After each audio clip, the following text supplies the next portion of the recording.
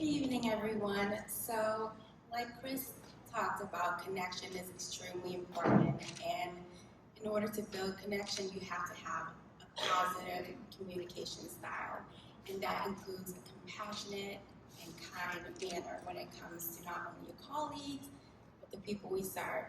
And so, I want to talk about communication more in order to help us build resiliency, and that's through the lens of diversity, the clients we serve, and our peers. Throughout my career, I've worked with a diverse population. I work in the Metro Boston area. We work with very high-risk clients who speak a variety of languages, and I'm fortunate to be in an office that have colleagues with different languages. I myself, as a supervisor, am the only supervisor that has a caseload of Vietnamese clients because I myself speak Vietnamese. And we made that decision because we value communication, because we understand how difficult it is for someone who is unable to communicate their needs to someone that they're supposed to seek support from. And hence, we value the importance of making sure that we're able to meet the needs of our clients, not only through diversity, but also understanding their background. So I want to share a little bit of experience working with clients who are escalated. I came from emergency services, and in my role as a case manager and supervisor, I've encountered very challenging cases, but my approach is, like I said, in a compassionate, kind manner.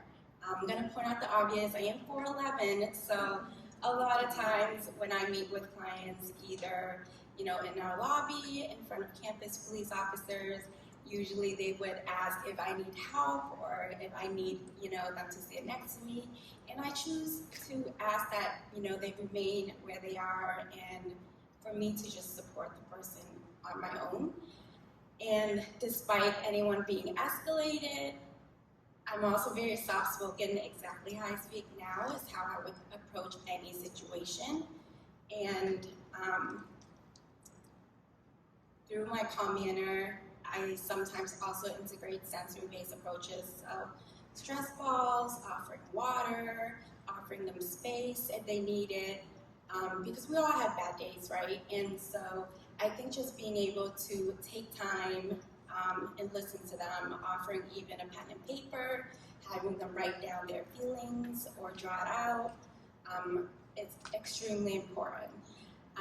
Now, as a supervisor, I'm fortunate to have great supervisors ever since I've been in the department, and I learned from them through communication. They're always there for me, and I would do the same. So through communication with my team on a regular basis, or at least once a month, I want to take time out, not just a regular individual supervision, but we do groups together where we'll eat breakfast, just share resources, and sometimes it doesn't have to be about work. It could be about just, how our day's going. Like Dr. Macy said, we have to take time to check in on ourselves. And sometimes we're just so busy that we forget to check on our colleagues. And so I made it my task to do these things to make sure my team knows that I'm there for them. Communication is extremely important, and in order to build resiliency and support the people we serve, we have to be there for each other. Thank you.